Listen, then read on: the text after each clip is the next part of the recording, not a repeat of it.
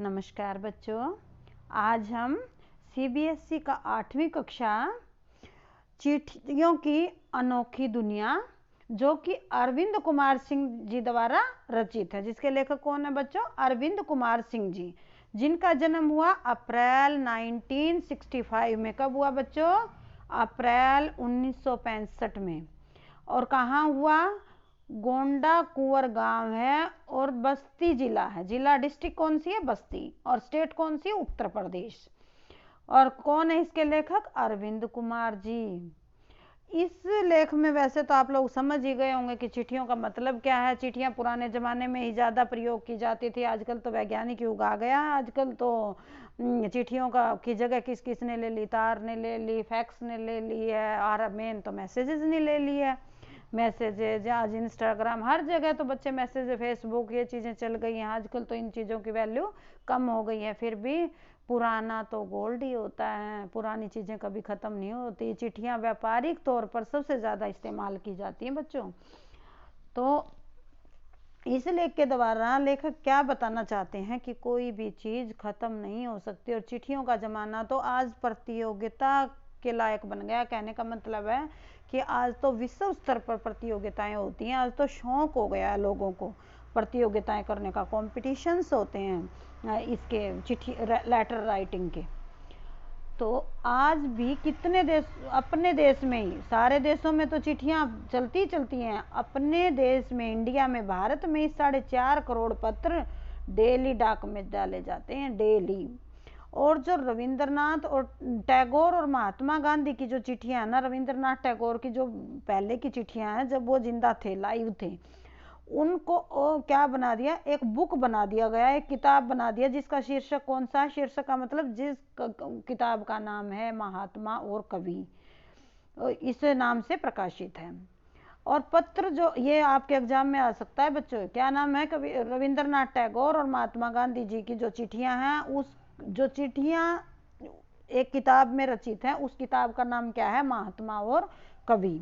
और बच्चों, चिट्ठी का नाम जो है, कौन सी स्टेट में किस नाम से, कौन सी भाषा में किस नाम से जाना जाता है, वो भी हम बताएंगे।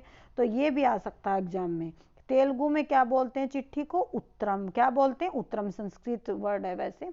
कन्नड़ में क्या बोलते हैं? कागद। क्या बोलते हैं बच्चों? कागद। संस्कृत में पत्र, संस्कृत में पत्र। उर्दू में खत, उर्दू में खत। तमिल में कड़िद, तमिल में कड़िद। हिंदी में चिट्ठी। हिंदी में तो पता ही है बच्चों सबको, हम तो वैसे भी इंडियन है, भारतवासी हैं, तो पता ही होगा वैसे भी।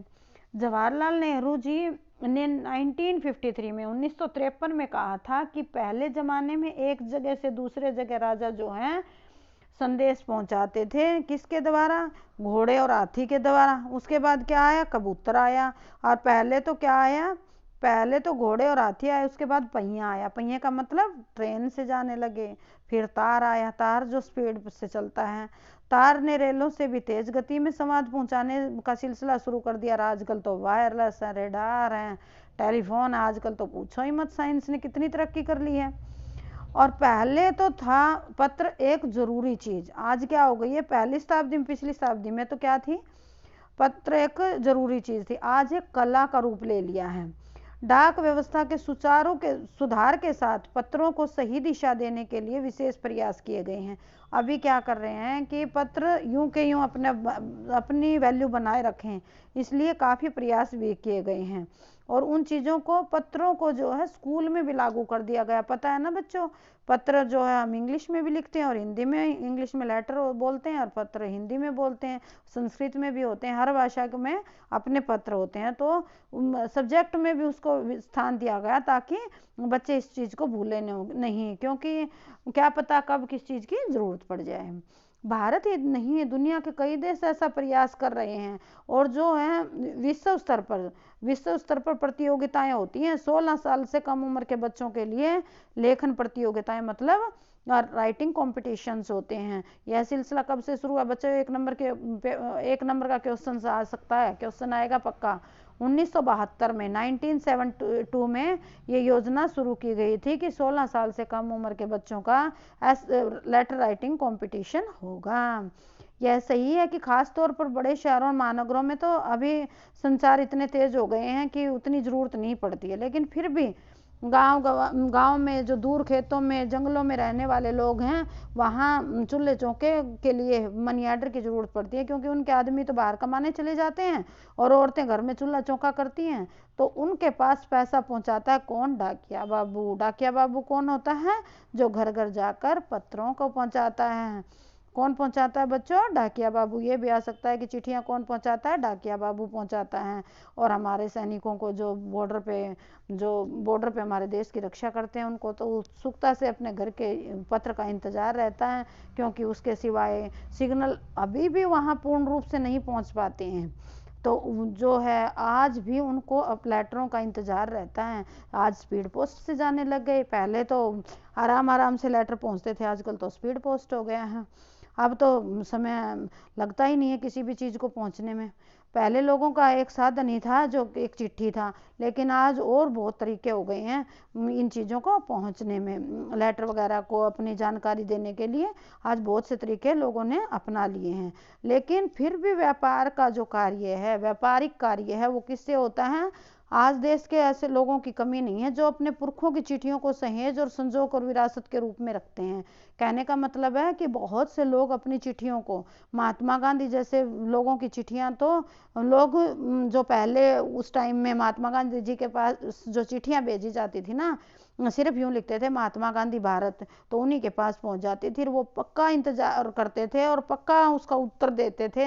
जब वो सीधे हाथ से लिखना थक जाते थे लिख लिख कर, तो वो उल्टे हाथ से लिखना शुरू कर देते थे। हर इंसान के पास जो भी कोई लेटर लिखता था महात्मा गांधी जी के पास, वो ही लेटर का जवाब कौन देता था? महात्मा गांधी जी पक्का देते थे, और उसको ऐसे रखते थे शीशे में जड़वा के, ताकि पता नहीं क्या मिल गया हमें। महात्मा गांधी जी की जितनी वैल्यू थी उस जमाने में, आज तो उससे कहीं कम है, उतनी नहीं है जितनी उस जमाने में थी। लेकिन आज भी हम तो सारे मानते ही हैं, ऐसी बात नहीं है। फिर भी कहने का मतलब है कि भावनाओं की बहुत कदर थी। समय के अनुसार भावनाएं थोड़ी बहुत बदल गई हैं इंसान की। क्या नाम है, पहले वाले अपनी चिट्ठियों को सहेज और संजो कर रखते थे, और अनेक लेखक, पत्रकारों, उद्यमी, कवि, प्रशासक, सन्यासी या किसान इन्हीं पत्र रचनाओं के साथ आप में अनुसंधान का विषय। कहने का मतलब ये है कि हमें पता चलता है। हमें कैसे पता चला कि महात्मा गांधी जी भी इंसान थे? पहले तो फोन नहीं थे, हमें कैसे पता चला वो बापू हैं हमारे? हमें इन्हीं पत्रों के द्वारा, इन्हीं लिखे गए हमारे उपन्यासों के द्वारा, इन्हीं चीज़ों के द्वारा हमें पता चला कि कौन लेखक है, कौन पत्रकार है, कौन उद्यमी है, कौन कवि है, कौन प्रशंसक है, सन्यासी या किसान है। इन्हीं चीज़ों से तो हमें ज्ञात हुआ। हमें कैसे पता चला कि कितने वर्षों से इंसान जिंदा है, कितने वर्षों से हमारा संसार चल रहा है? जो पुरानी जो लिखी हुई किताबें हैं, जो पुराने हमारे जो कवि लेखक हुए हैं, उन्हीं से तो हमें ये चीज़ें विरासत में मिली हैं। लेकिन अगर नेहरू जी के पास उस टाइम में फ़ोन होता तो वो चिट्ठियां नहीं लिखते अपनी बेटी को, इंदिरा गांधी को, और हमें उनकी सारी बातें पिता पुत्री की पता नहीं चलता, क्योंकि फ़ोन पे कही गई बातें तो सारे लोगों तक पहुंचती नहीं है। करोड़ों लोगों के कैसे पहुंचेगी? जो आज प्रेरणा का विषय महात्मा गांधी जी का, जवाहरलाल जी का और इंदिरा गांधी का जो बना हुआ है, वो चिट्ठियों के माध्यम से बना हुआ है। अगर उस ज़माने में वो फ़ोन वगैरह होते, क्योंकि फ़ोन में तो तुरंत मैसेज डिलीट हो जाते हैं, ज़्यादा देर तक टिकते नहीं हैं, और पत्र तो ऐसी चीज़ है जो एक धरोहर के रूप में हमारे पास रह सकती है, जिनको हम संजो कर रख सकते हैं। आज तो SMS और स्पीड पोस्ट का ज़माना है, आज तो जल्दी ही चीज़ें ख़त्म हो जाती हैं, और जो पुरानी हस्तियों की यादगार है, धरोहर के रूप में है, वो तो पत्र में टिकी रहती है। तो पत्र की आज भी वैल्यू कम नहीं हुई है।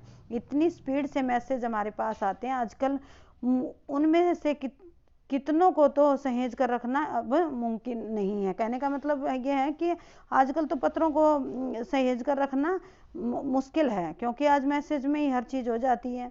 और हमें अंग्रेज़ों की बातों का भी पता चलता है। कैसे? क्योंकि अंग्रेज़ अफसर जो है अपने परिवार के पास पत्र लिखते थे, और वो पत्र आज पुस्तकें बनी हुई हैं, क्योंकि वो पत्र हमारे पास मिल जाते थे और पहुंच जाते थे। जो महात्मा गांधी जी की तमाम जो पत्र हैं, वो भी गांधी इंडिया नाम से लिखी गई हैं, और वो भी आज हमारे पास हैं। तो जितने हमारे पुराने महात्मा हुए, उन सब के वो पत्र सहेज कर आज भी वैसे ही रखे गए हैं जैसे उस समय लिखे गए थे। पत्र जो है देश दुनिया के जोड़ने का काम करता है।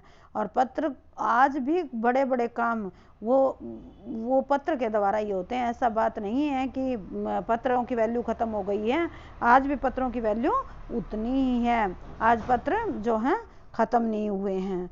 तो बच्चों का प्रेमचंद जी के बारे में भी इसमें बताया गया, कहा जाता है कि प्रेमचंद खास तौर पर नए लेखकों को बहुत प्रेरणा देते थे तथा पत्रों के जवाब में वे बहुत मुस्तैद रहते थे। इसी प्रकार नेहरू और गांधी के लिखे गए रविंद्रनाथ टैगोर के पत्र भी बहुत प्रेरक हैं। कहने का भाव यह है कि प्रेमचंद जो हैं जो लोगों के लिए एक प्रेरणा स्रोत हैं, वो लेखक भी हैं और कवि भी हैं, नाटककार भी हैं, लेखक और नाटककार भी हैं। तो उनकी तो कितने उपन्यास हैं, कितनी कहानियां हैं, वो तो एक प्रेरणा स्रोत हमारे लिए हैं ही। और महात्मा और कवि के नाम से जो एक किताब लिखी गई है बच्चों, कब लिखी गई है?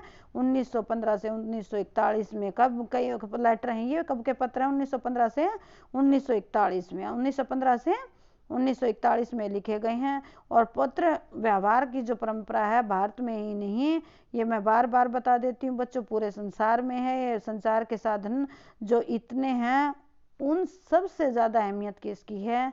चिट्ठी की है। चिट्ठी की बच्चों कोई भी महिमा ख़त्म नहीं कर सकता।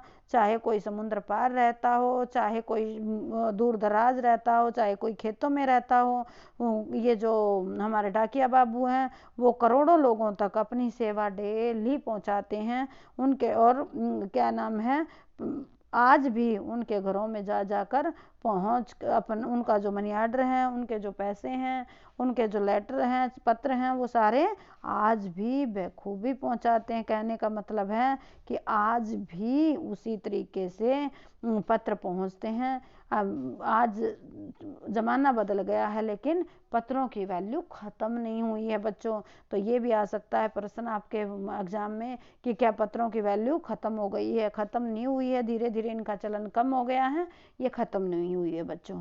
तो और क्या आ सकता है कि खत, कागज, उत्तरम, ये चीज़ें किसको बोलते हैं? तो आप बता दोगे बच्चों, क्योंकि मैं बता चुकी हूँ। तेलुगु में उत्तरम बोलते हैं, कन्नड़ में कागज बोलते हैं, संस्कृत में पत्र, उर्दू में खत, तमिल में कड़िद और हिंदी में चिट्ठी। तो बच्चों आशा करती हूँ आपको ये जो है चिट्ठियों की अनोखी दुनिया समझ आई होगी। धन्यवाद बच्चों।